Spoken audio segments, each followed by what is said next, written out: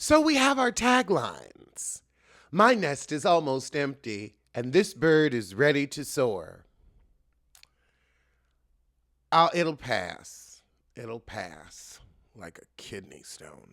While you drop lies, I'm dropping the beat. I'm okay. I don't need to hear your DJ set. The gays go up for you, and I don't know why. Maybe you know what? The gays love a girl that gives nothing. The gays love mediocrity. I mean, that's why your son has a boyfriend. So I suppose I can understand they love irony. It must be irony because it ain't talent.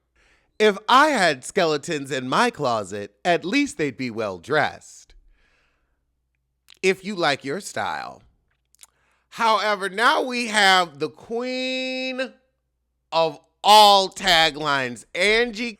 Girl, you did that. I'm Greek, and the rest are just a tragedy.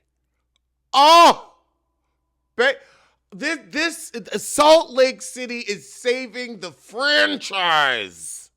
The franchise. Andy Castanevis has Bravo on her back like Atlas. Roses are redheads, violets are blue. Don't come for me or I'll come for you. Get this heifer off the show. Did you think by changing your hair color you change our interest? You haven't. I'm just here to eat, drink, and be merry. Good second, not bad. I don't get why everybody like you, though. What is it, Bronx? Bronx? I'm working for you. I don't go low. I go the distance. I have to say that's not bad. I do not respect Lisa Barlow, but not bad. Not bad. Oh, goodness, we're opening with Lisa's business. We're having 200 people. Oh, my God, I need you to turn the table horizontally. This is an HBO event sponsored by Vita Tequila. It's a real business. I don't have to borrow money and hide it from my husband. Ah, Meredith, you slept with everyone on the Upper West Side. Heather, you showed your boobs. People, they're always trying to downplay my life, but it's high. Taste that espresso martini tequila. They're trying to pretend I'm in dire straits, but I'm rich. Jen Shaw rich. The talent is coming. Steve Carell, Jason Schwartzman, fame. The other girls don't understand. I'm giving God tequila. The apostles, Peter, Paul, Mary. Okay, we get it, Lisa. You impotent. Daniel Radcliffe. Usher. Beyonce. I gave my husband rickets because I won't cook a vegetable. Oh, God. Now all the list of lawyers. Elle Woods, Claire Huxtable. So, Lisa's preparing a lunch because she's always the target. Well, thank you, Lady Barl, for that fascinating scene. Over with Bronwyn, Todd's done a 180 in the merge. She's like, I look like an ass on TV, so I'm going to cut it out. Great. Your wife is working overtime on this show. Her and Angie are tag teaming the tragedies. So she got to deal with aging parents and has bonded with Meredith over Alzheimer's. So he tell her, look, let Lisa go. A lot of people don't like you. And she's like, but that's my issue and I overthink it. Stop thinking.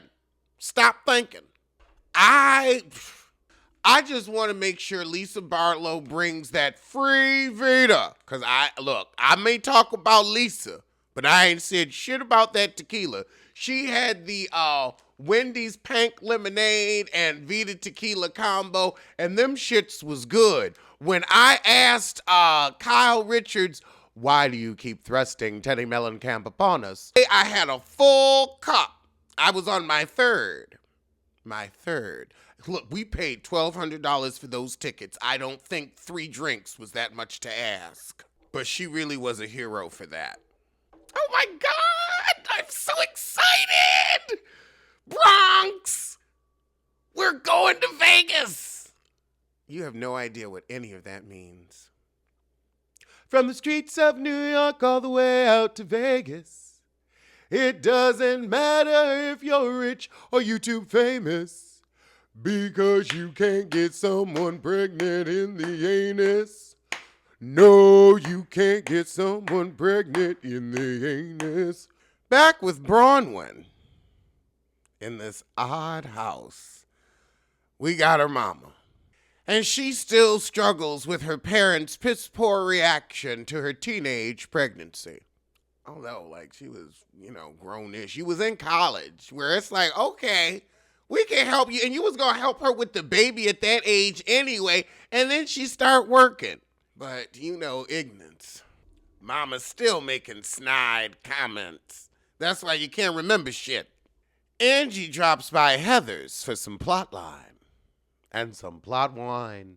Oh, God, where I write, Heather? Heather, you're going to do another book? I mean, them pink toes be page turning, so go ahead, get your coin. Get your coin. She got a third book deal. Go ahead, Heather. Angie's working on getting her Greek citizenship. Smart. And so now the heifers is going to Greece. The daughter gonna say you're taking this Greek thing far. Did she not know her grandfather? Like, baby, she is first generation. She is first generation. So no, she ain't taking it far. Like, that's a very second generation thing to say. But now let's go over Amy's party. Heather said, I was afraid of getting my ass whooped, so I hid. Angie said Lisa's never gonna change, and she ain't. But Heather has a good point. You're either living a lie or in financial distress. And so Angie said, look, I tried to keep it real with the heifer, but she don't want to open up. However, over with Lisa at her luncheon. They still gonna try to thrust this new heifer upon us. I don't think we care. So some of the heifers that she wants to embarrass, i.e. Bronwyn and Angie, are just showing up for lunch. But her core 4 are going skeet shooting prior. So all the ladies arrive to the luncheon, and we have what is reminiscent of when it was Free Ray and Karen had her press conference, and we had blow-up articles from Rob the Throb and No Man Bryant. And Giselle, the only reason you've never had tax troubles is because Jamal never had to pay any. Let's talk about that. Let's talk. You want to squawk? I want to talk. Bawk. Allegations are not facts. I just want to point it out. I'm innocent. Dismiss. It's going through the process. But then it's not dismissed, Lisa. It's dismissed. Bronwyn is reading everything. This is stupid. This doesn't prove everything. That's not front row seats. That's a houseboat from 20 years ago. Call her Timex, because, baby, she clocked it. Meredith said, I came confused and I'ma leave confused. Even Heather wasn't supporting it. And Heather licks ass. And then these couples and then these old ass photos. Lisa, you didn't go the distance. It's giving school project. It's giving Kinko's. When Lisa said today's all about me. What day on this show ain't? All the things we said about me, so I decided to give complete clarity. Even though some of this shit's still ongoing. Bronwyn, you need to be happy you got to Miss Barl. Dismissed because you paid them back, or dismissed because they were fake? This clears up nothing. Angie said, I'm going to ask some questions that seem a little strange so you can clear it up. You had another man's credit card in your wallet. The man paid your car off. Number 3, they paid for your home remodel. So none of it's true? No. Your response is you're denying them. That's your response. There's a cocktail on the menu called a fanciful tale. Drink it. Well, you dig behind my back, Lisa. I never dig behind your back. You dug about the earrings. You're obsessed with lying about me because you got busted over jewelry that you didn't buy and can't buy. You said I suck dick for money. Your husband's a misogynistic asshole. Well, there's no merit to these suits. Anybody can sue for anything. There's no merit. Wave your poster. Wave your... It's a lie. It's a lie. You went to the school of Carly Red. You're acting like Jen Shah before the Hooskow. I'm with Whitney. Hands in the ear. Fingers in the ears. I don't want to hear this shit. What were you hoping to gain from talking bad about me? What was your objective? I'm not the one trying to be Jen Shaw. You think I want to be Jen Shah? Ooh, I mean, they say she ain't coming back, but Lord, they talk about her. She's got the heartstrings. She may be in the Hooskow, but she's got the heartstrings. Brow girl, Ashley girl, toe girl. You're going to my girls. You compared me to Jen Shaw. The new heifer's like, can we order food? I'm hungry, and nobody's paying attention to me. Whitney said, well, look, we read these allegations, what we supposed to think. There are a lot of allegations about you out there, but it doesn't make them true. Whitney says, oh, now you want to pipe up? Everybody was saying, Meredith, you was kind of quiet, and Meredith is like, look, I said we shouldn't talk behind her back, but you could have been more vocal, more nasal. Even Mary said you ain't stick up. How are you unwinding your business? Ron was like, don't talk about her business. You're deflecting. We're here about your business. You wanted clarity. Poster board clarity. Well, why are people on TikTok saying that you owe them money? Oh, digger! You just said you didn't dig, but here you are on the internet with your trough and your shovel. Just dig and throw and dig and throw. I didn't order from Alibaba. It was for Wild Rose Beauty. You didn't care.